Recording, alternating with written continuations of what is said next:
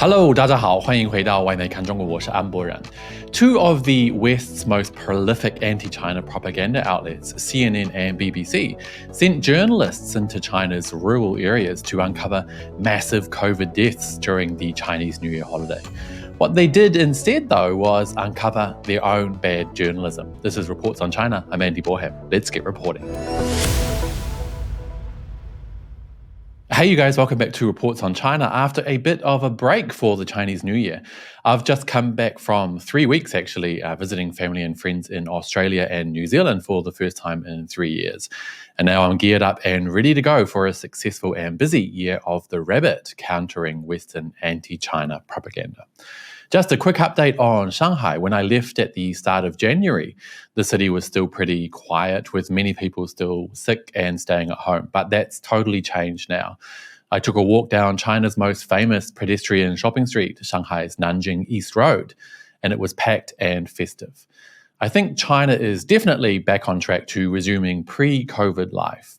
Mei Tuan said that daily average online spending during the week-long Spring Festival holiday for entertainment venues, restaurants, and tourist locations around the country jumped 66% from the same period in 2019. Trip.com reported that travel orders hit a peak and surged over 400% during this year's holiday compared with last year, with international travel to Bangkok, Singapore, Kuala Lumpur, Chiang Mai, Manila, and Bali attracting the largest number of Chinese travellers during the holiday. But BBC and CNN are not interested in good news, as you well know, instead sending their China-based reporters to rural areas in an attempt to uncover some hidden scandal. They both failed miserably. CNN's Selina Wang, or Wang as she likes to call herself, headed to Guizhou province in the south to try and film what she clearly hoped was widespread death and suffering. She found the opposite. Initially, her report starts off with an honest tone, and she's invited by friendly locals to eat and drink. Let's take a quick look. This is how people celebrate the Lunar New Year in Dali Village. Cheers! This year's celebration is particularly special. The adults around this table all work in factories in the cities.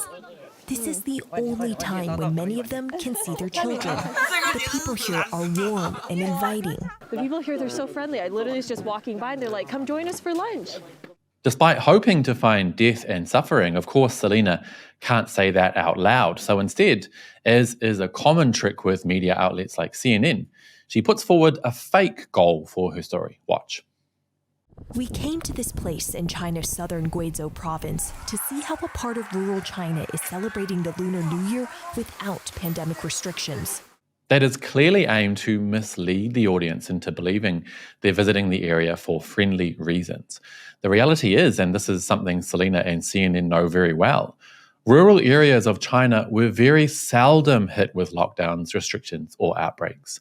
Those massive citywide lockdowns you saw plastered across Western media were all big urban areas like Shanghai, Xi'an, Guangzhou, and so on, where massive flows of people regularly brought COVID infection despite the country's strict COVID-0 policy.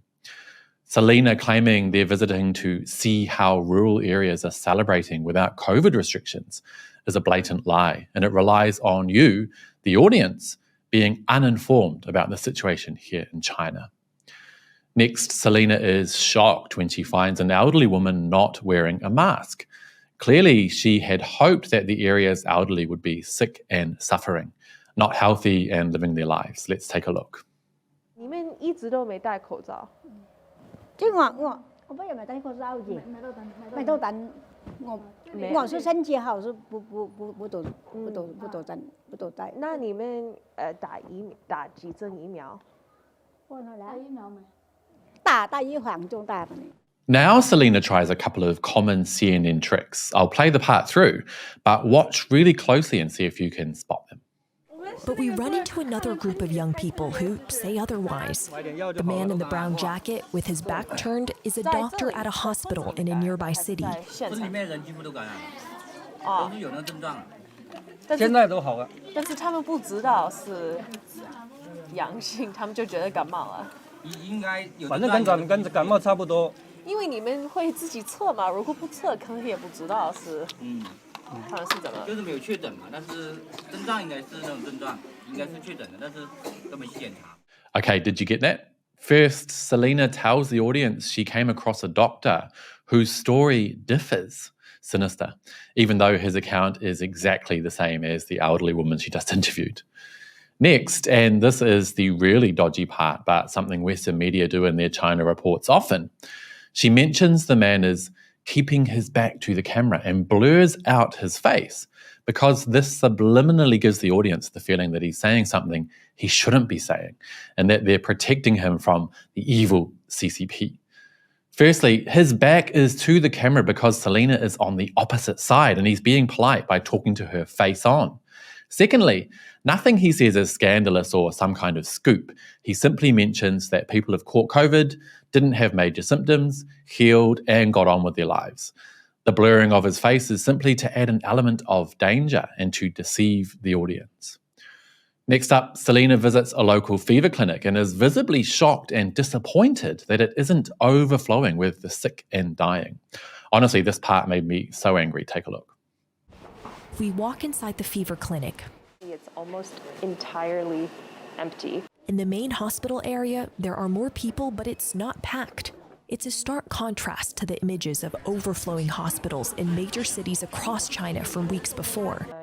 I ask a nurse on another floor of the hospital if it was packed with patients a few weeks ago. She says, it's always packed and busy here. We try to ask why. It looks empty here, but another doctor interrupts, ending our interview. Outside the fever clinic, they find a local who tells them the same thing. COVID hasn't really affected them much and they're just going on with their lives. Take a look at that. We find one woman, a patient's family member, who is willing to speak to us. 没有，我身边的好像没有啊，都是基本上就只是发点烧，然后就好了，基本上没什么那个了。我身边的人都是，他们都是这样，没有。你们感染了吗？我们感染过了，但是好了。 Now, I don't know about you guys, but I can literally feel Selina's disappointment oozing through the screen because that was literally why they went to rural China to begin with. They wanted to uncover some hidden conspiracy that showed millions were dying around the country, and that just was not the case. After realizing they didn't get the negative angle they initially came for, Selina and her crew switched to another angle. They're being followed by officials. She says it's common for foreign film crews to be followed around, but again, she is misleading you. A group of 6 government minders greeted us the moment we arrived in the village.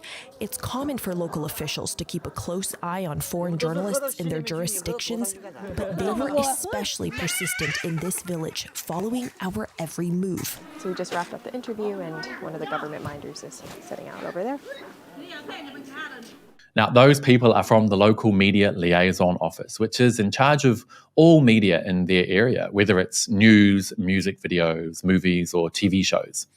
Basically, they're there to help you with your production. If you want to film in a hospital, they'll organize it for you. If you want to interview a local expert, they'll sort it out.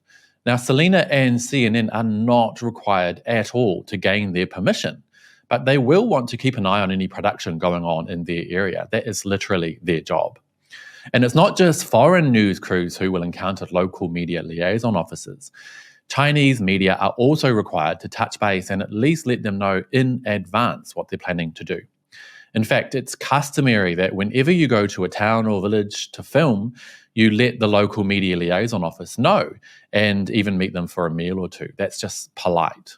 On top of that, I would hazard a guess that the people Selina chatted with and interviewed were initially completely unaware that they were being used as political tools by CNN. She would have just approached them and said, hey, we're doing a story on blah, blah, blah, blah, blah. Can we chat with you?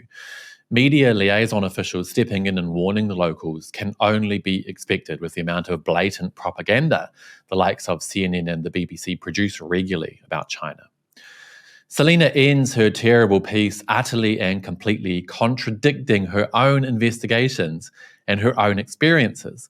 Listen to this and try not to laugh.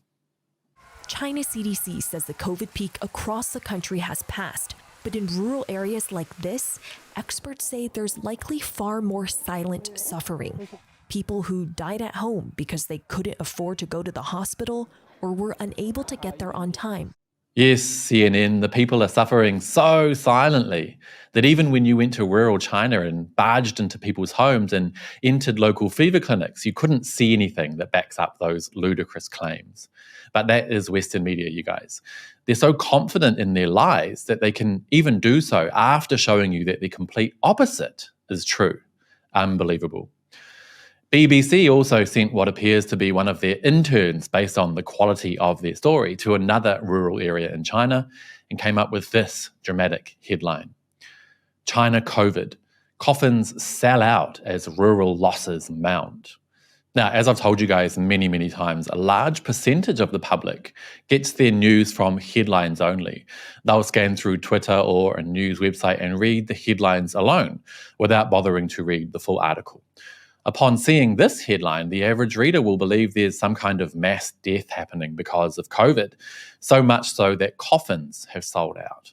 But if you actually read the article, that shocking headline comes merely from a passing comment from a customer. It says, "One villager, a customer, told us that at times the coffins have sold out." Now, did the BBC intern bother to ask the coffin makers? No, of course not. But that, my friends, is the standard of Western media China reporting. Anyway, you guys, it's been a long video, so I better end it here. But I'd love to hear what you guys think. Let me know down below, and don't forget to hit like and subscribe if you haven't already. And as always, I will see you all next time. Bye-bye.